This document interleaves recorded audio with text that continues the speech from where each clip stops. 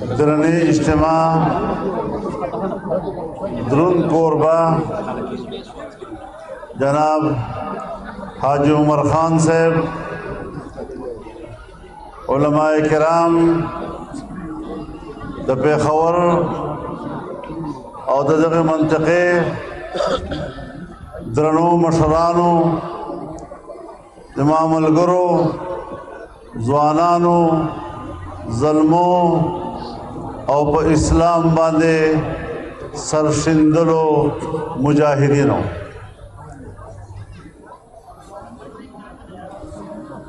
نن مونږ ټولو دپاره ډېره د خوشحالۍ خبره ده چې د پیښور یو نوموړی شخصیت جناب عمر خان صاحب د پیښور د ډېرو پیاوړو ملګرو سره په جمعیت علماء اسلام کې شمولیت اعلان وکړ. زه ورته د زړه کومې نه هرکلی وایم او الله دې په جمعیت علماء اسلام کې او د حضرت شیخ الهند رحمه الله په قافلې کې د دوی ګډون قبول وګرځوي او د دنیا او د آخرت د کامیابۍ ذریعہ دې وګرځوي ان شاء الله.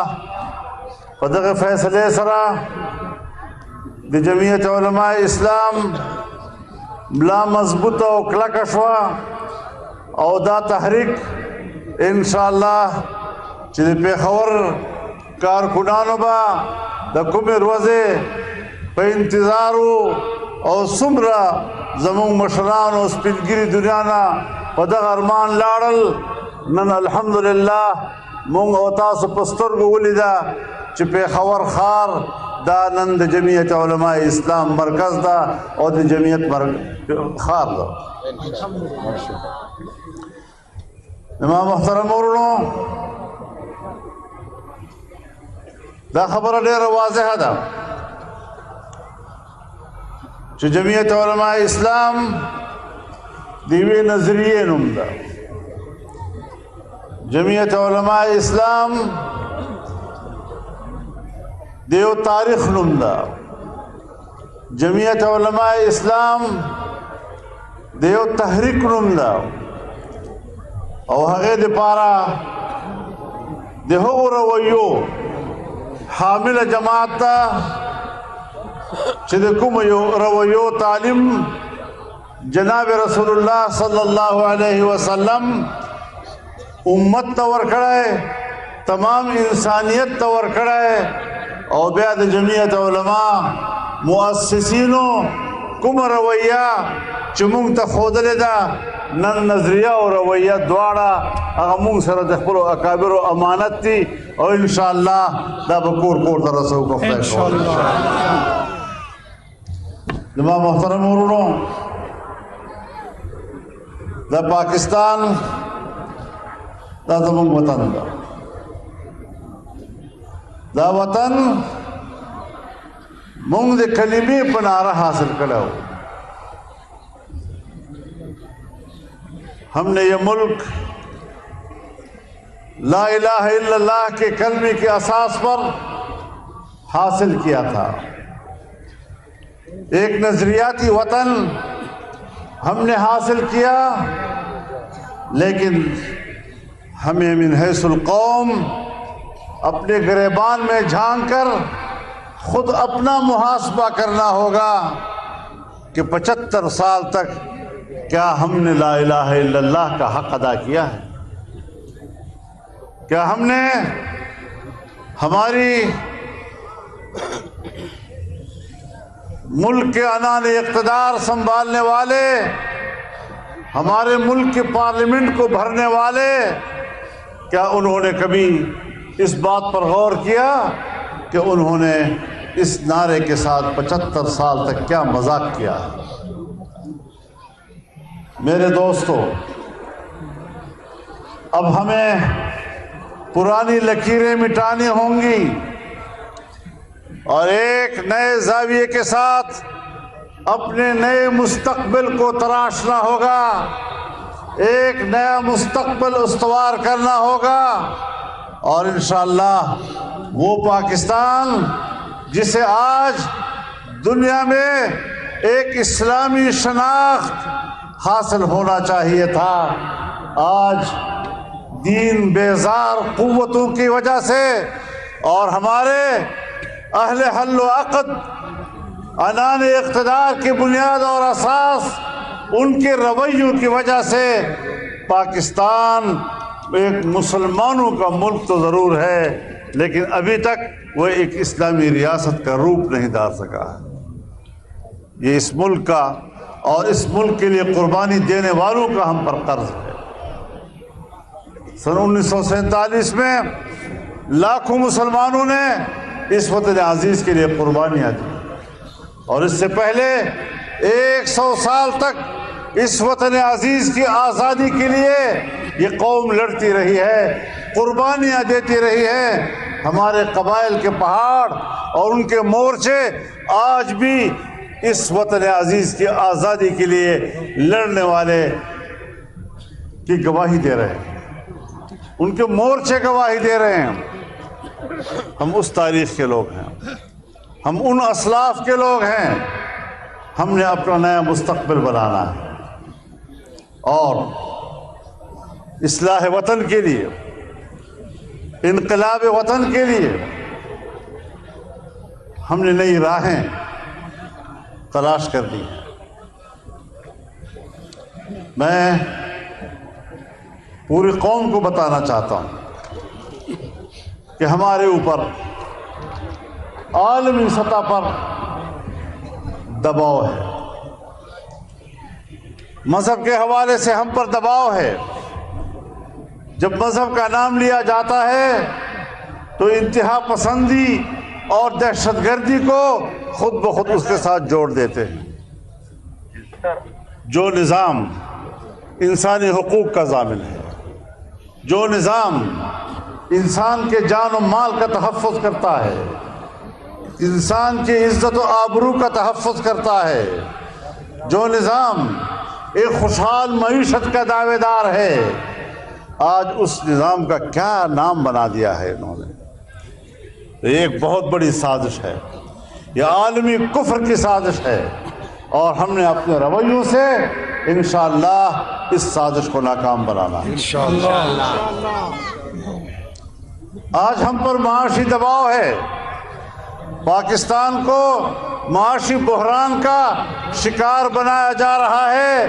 ہماری اسٹیبلشمنٹ بھی اگر چاہتی ہے کہ ملک کو طاقتور اور توانا بنائے، ان کو بھی بلیک میل کیا جا رہا ہے، ہماری فوج کو بلیک میل کیا جا رہا ہے، ہماری بیوروکریسی کو بلیک میل کیا جا رہا ہے، ان کو اپنی ڈگر پر لانے اور ان کی خواہشات کے مطابق پاکستان کی ریاست کو تشکیل دینے کے لیے ان کا ہم پہ دباؤ بڑھ رہا ہے۔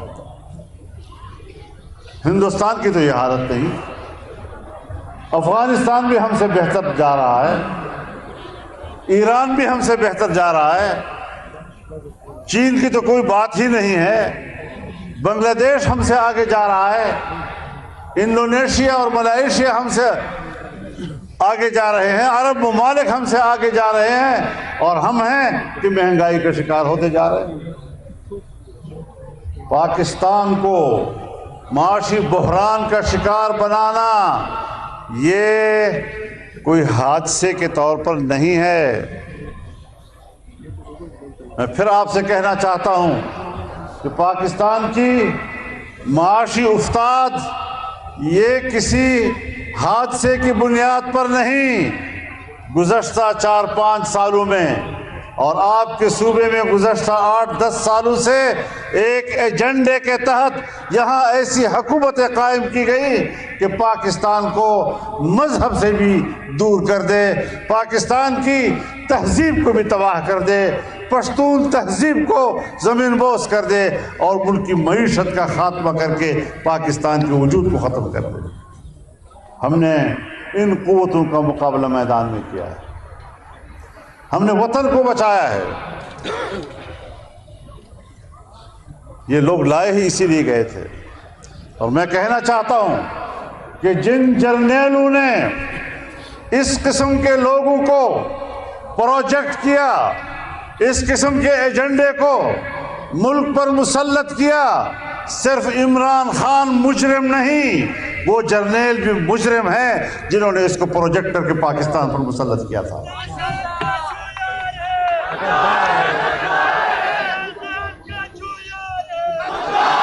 کب آپ کے ذہن میں یہ بات آئے گی؟ کب اس صوبے کا پشتون یہ سمجھے گا؟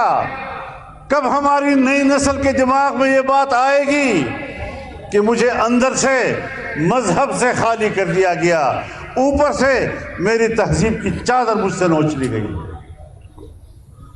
کچھ تو سوچنا ہوگا ہمیں. کہاں ہم پہنچ گئے ہیں؟ اتنی معاشی تباہی یہ حادثے کی بنیاد پر نہیں ہوا کرتی، یہ باقاعدہ منصوبے کے تحت ہوئی. کشمیر کو تقسیم کرنا ان کا ایجنڈا تھا، اسرائیل کو تسلیم کرانا ان کا ایجنڈا تھا، پاکستان کو ٹکڑے ٹکڑے کرنا یہ ان کا ایجنڈا تھا.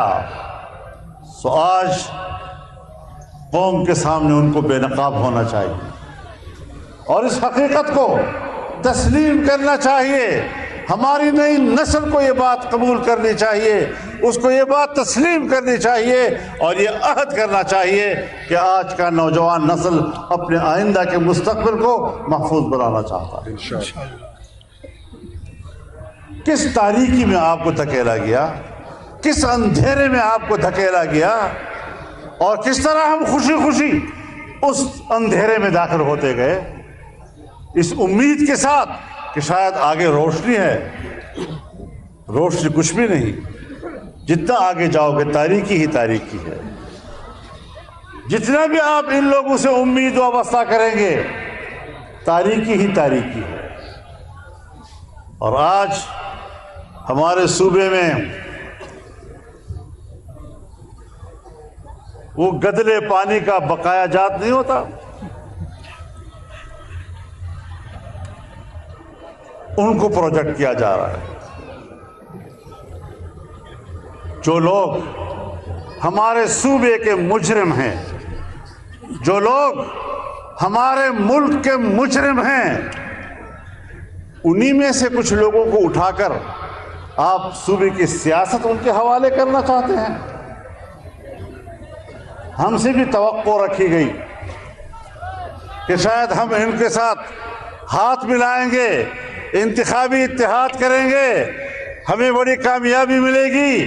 ہم نے پہلے دن ہی صاف صاف کہہ دیا تھا کہ اگر یہ مجرم وہاں سے نکلتے بھی ہیں تب بھی ہم ان کو قبول کرنے کے لیے تیار نہیں ہو سکتے.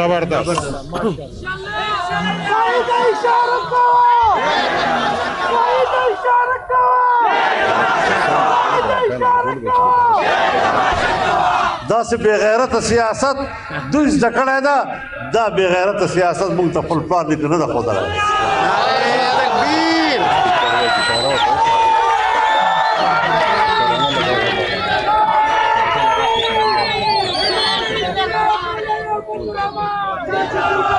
زما محترم ورونو،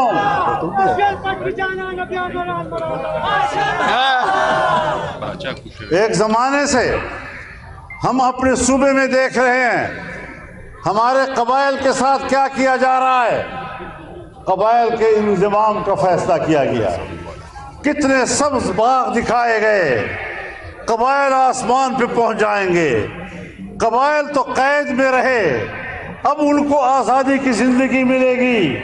اور لمحوں کے اندر قبائلی فاٹا کے آئین کے 2 دفعات ختم کر کے پورا آئین راتوں رات ان پر مسلط کر دیا گیا. اور کوئی نقشہ نہیں تھا، کوئی ان کے پاس منصوبہ بندی نہیں تھی. بغیر منصوبہ بندی کے ایک ایسا فیصلہ کیا گیا کہ آج قبائل بھی حیران ہے کہ ہم سے کیا ہوا، نہ ادھر کے رہے نہ ادھر کے رہے. اس تذبذب میں اور اس اضطراب میں آج قبائلی دنیا زندگی گزار رہی ہے. ہم اکیلے رہ گئے تھے اور یہ قوم پرست کہا کرتے تھے کہ یہ تو قبائل کے دشمن ہیں، قبائل تو پاکستان میں ضم ہونا چاہیے۔ پاکستان میں ضم کر کے پاکستان کو، قبائل کو اور کمزور کر دیا گیا۔ کہا گیا تھا کہ 10 سال تک ہم ہر سال 100 ارب روپیہ ان کو دیں گے۔ آج ان کے 8 سال ہو گئے انضمام کے، ابھی تک بھی تم ان کو 1 ارب روپیہ پورا نہیں کر سکے ہو۔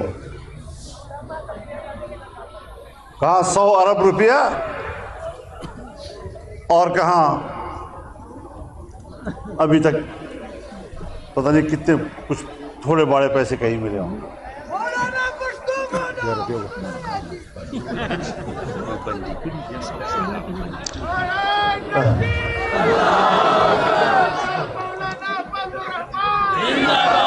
تاسو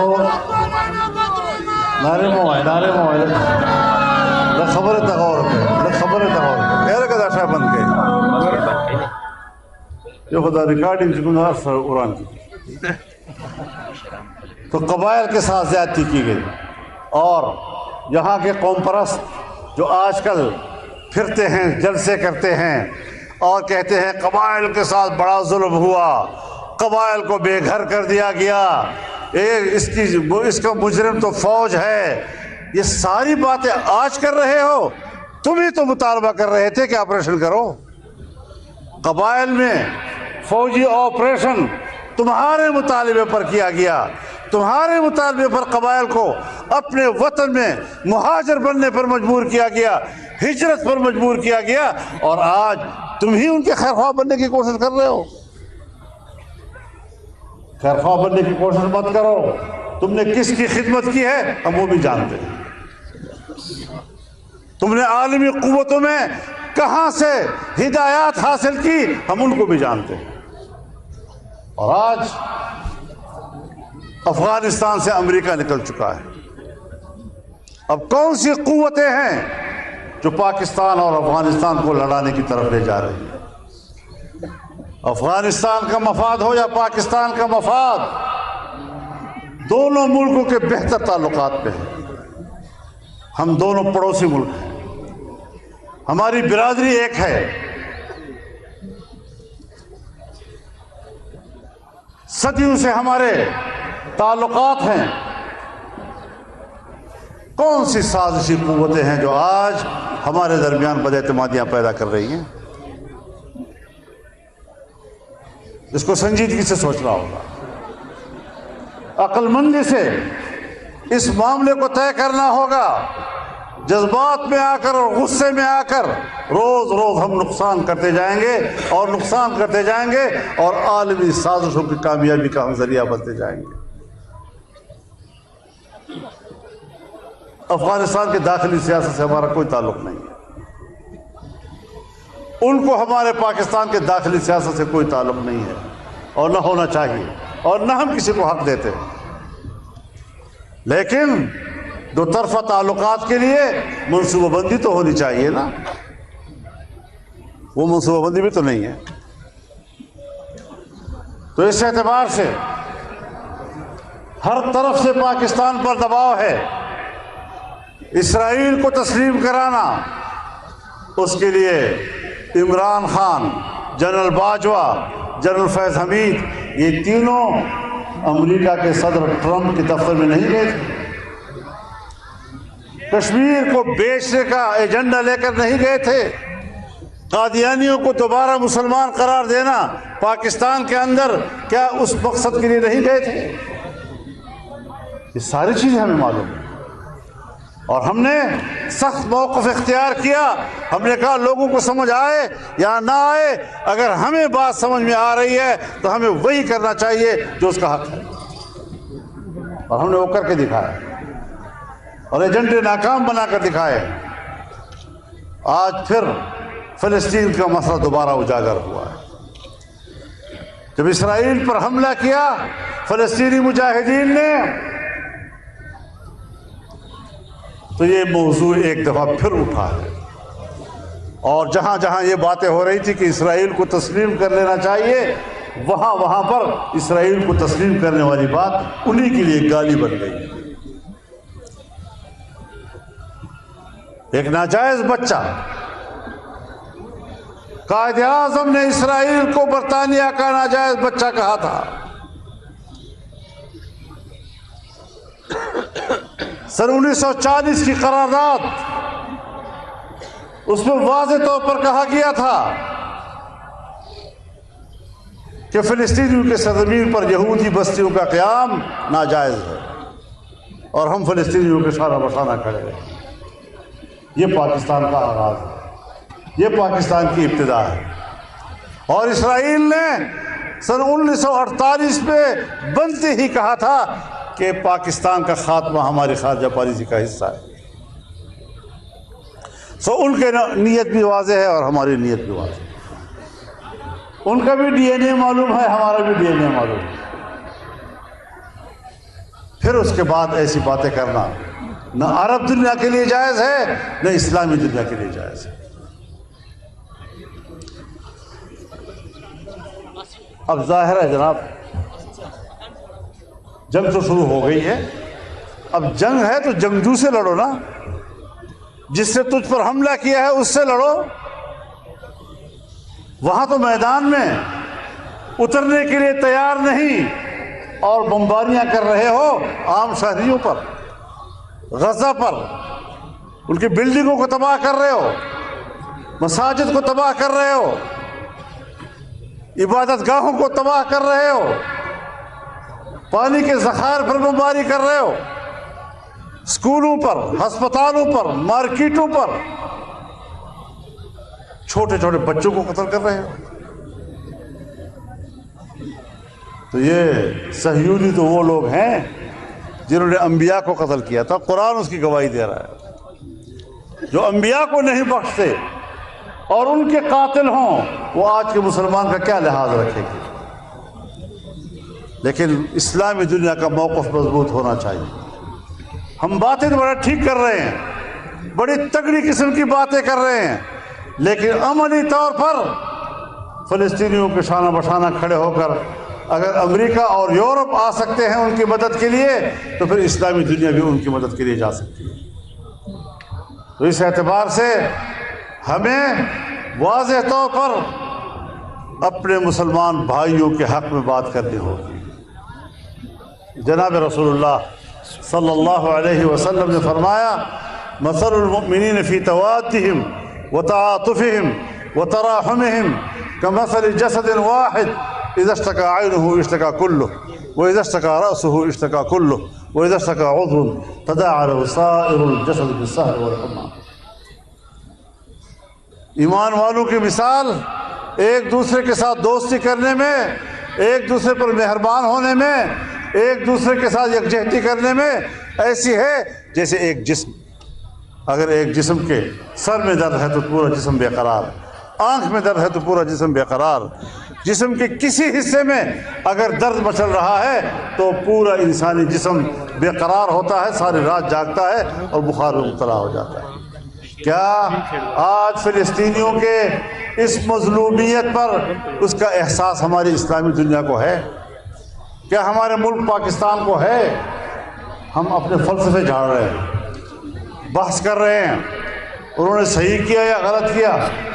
چھوڑیں ان باتوں کو، ہم نے اپنے مسلمان بھائی کا ساتھ دینا ہے. اور میں بتانا چاہتا ہوں کہ تم نے اس وقت بھی پاکستان کی آزادی پر کلہاڑا مارا تھا، تم نے اس وقت بھی اسلامی اخوت کو چیر پھاڑ دیا تھا جب افغانستان پر امریکہ بمباری کر رہا تھا اور تم امریکہ کو اڈے دے رہے تھے پاکستان میں اور پاکستان کی فضائیں ان کے حوالے کر رہے تھے.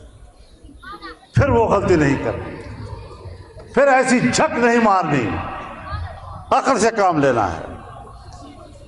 ہم اپنے موقف پر مطمئن ہیں اور کوئی کر سکے یا نہ کر سکے، ہم سے جتنا ہو سکا. لیکن ہم گئے اور ان کی قیادت سے ملاقات بھی کی اور ان کو اپنے پورے قوم کی طرف سے یکجہتی کا یقین بھی دلایا.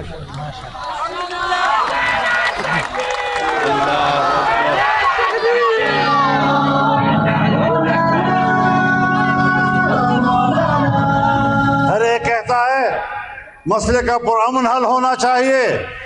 مسئلے کا پرامن حل کون تلاش کرے گا؟ کشمیر کا پرامن حل تلاش ہونا چاہیے، کون تلاش کرے گا؟ اقوام متحدہ کی قراردادیں کیوں خاموش ہے کشمیر کے مسئلے پہ؟ اقوام متحدہ کی قراردادیں اور سلامتی کونسل کی قراردادیں کیوں خاموش ہے فلسطین کے بارے میں؟ کیوں ان پر عمل درآمد نہیں ہو رہا؟ کیوں مسئلے کے حل کے لیے عالمی قوتیں نہیں آ رہی اور قوموں کے یہاں پر مسلمان قوموں کے خون کو ارزاں سمجھا جا رہا ہے؟ تو عالمی ادارے وہ تو دنیا کو، انسانیت کو مایوس کر چکی ہے، اسلامی دنیا کو مایوس کر چکی ہے. کیا ہم اقوام متحدہ سے کشمیر کے بارے میں توقع رکھیں گے کہ وہ مسئلے کا منصفانہ حل ہمیں دے گا؟ کیا ہم سلامتی کونسل سے توقع رکھیں گے یا OIC سے ہم توقع رکھیں گے کہ وہ ہمیں اسرائیل کے مسئلے کا حل بتائے گا؟ 75 سال گزر گئے، تم نے آج تک ہمیں کیا حل بتایا ہے؟ یہی حل کہ کشمیر کو انڈیا کے حوالے کر دو اور فلسطین کو اسرائیل کے حوالے کر دو، یہ حل ہے؟ شرم آنی چاہیے تمہیں اس حل پہ. کشمیری لوگ کیا قربانی دیتے رہے ہیں اور آج ہم نے کشمیر کے ساتھ کیا کیا ہے؟ فلسطین کے لوگ 75 سال تک کیا قربانی دیتے رہے ہیں اور آج ہم ان قربانیوں کا کیا صرف فلسطینیوں کو دے رہے ہیں؟ تو اس حوالے سے بین الاقوامی اداروں سے بھی تو قوم مایوس ہو چکی ہے. لہٰذا یہ ساری چیزیں ہمیں لے کر آگے بڑھنا ہے. ہمیں پاکستان کی معیشت کو مستحکم کرنا ہے، عام آدمی کی خوشحال زندگی کو یقینی بنانا ہے، اس کے انسانی حقوق کا تحفظ کرنا ہے، اور جمعیت علماء اسلام کے بنیادی اصولوں کو لے کر آگے بڑھ رہی ہے تاکہ یہ پاکستان جس نے آج تقریباً 20 سالوں سے 25 سالوں سے ایک سیکولر اسٹیٹ کا روپ دھار لیا ہے، اس کو دوبارہ اسلام اور قرآن و سنت کی طرف اور ایک مسلمان ریاست کی طرف واپس لوٹانا ہے انشاءاللہ. یہ ہمارا آنے کا مستقبل کا فارمولہ ہے. ہم اسی حوالے سے آگے بڑھنا چاہتے ہیں اور اس میدان میں اس مسئلے پر جو بھی ہمارا ساتھ دینا چاہتا ہے ہم اس کے ساتھ دینے کو تیار ہیں. ہمارا کوئی جھگڑا کسی کے ساتھ نہیں. ہم ایک جائز موقف لے کر سامنے آئے ہیں، پاکستان کے مفاد میں ایک موقف لے کر آئے ہیں، پاکستان کے استحکام کے لیے ایک موقف لے کر آئے ہیں اور ایک رائے رکھتے ہیں.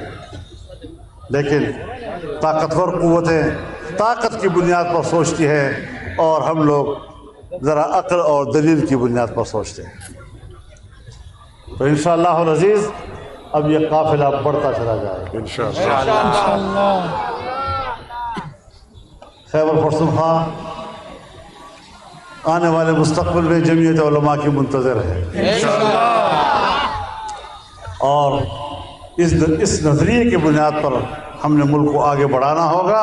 محض اقتدار کوئی مسئلہ نہیں ہے، محض اقتدار تو آ جاتا ہے گزر جاتا ہے، لیکن ہم پاکستان کی نظریاتی تشخص، پاکستان کی معیشت، پاکستان میں قیام امن کے لیے کیا کر سکتے ہیں اس کے لیے ہمیں ایک کمٹمنٹ دینی ہوگی، ایک وضاحت کے ساتھ طے کرنا ہوگا کہ ہم نے آنے والے مستقبل کی طرف کیا کر کے جانا ہے. ہم اس میں اسٹیبلشمنٹ کا بھی ساتھ دینے کو تیار ہیں، بیوروکریسی کا بھی ساتھ دینے کو تیار ہیں، لیکن وہ آئیں اس رخ پہ چلے تو صحیح.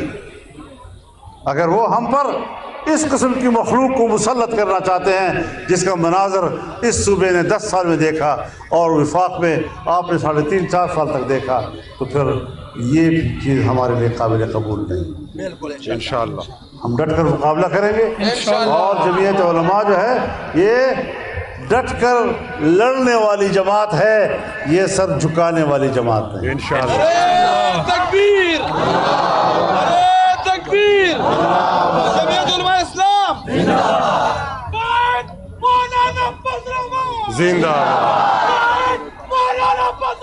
زندہ باد.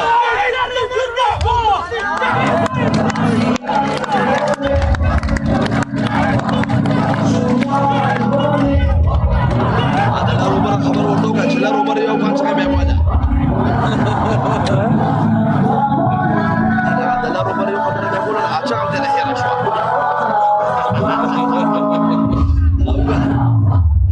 اور انشاءاللہ مخکې چې ډېر دی زما د زړه پټې جانانه ټول جهان دې مني او اچم خو پرېږده د عربو ټول شیخان او ډېر ښه ډېر اعلی یو ځل بیا ووایه بیا یو ځل ووایه مخالفینو مې بلا تبصرې وکړې خو دا ستا په سر دا زړ رومال دا ستا دی او که زنده باد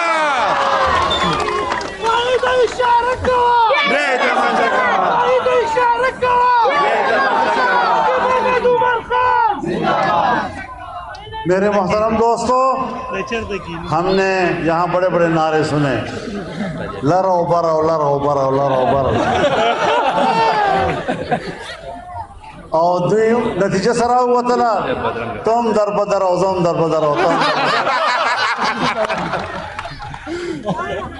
برم در بدر ہو لرم در بدر دا دو نتیجہ رہا ہوا تلا مونگ میں انشاءاللہ لرم پالو اور برم پالو اور خواگہ بے ساتو دوستانہ تعلق پساتو برادرانہ تعلق پساتو یوم احترام تعلق پساتو اللہ تعالیٰ دے دا اجتماع کامیاب ہو کر دے جو مرخان جی صاحب اور دے طول بالگروپ جمعیت علماء اسلام کی شمولیت اللہ دے آگا قبول ہو کر دے اور اللہ دے دین اور دے اسلام دے کامیاب ذریعہ ہو کر دے وآخر دعوانا ان الحمدللہ رب العالمين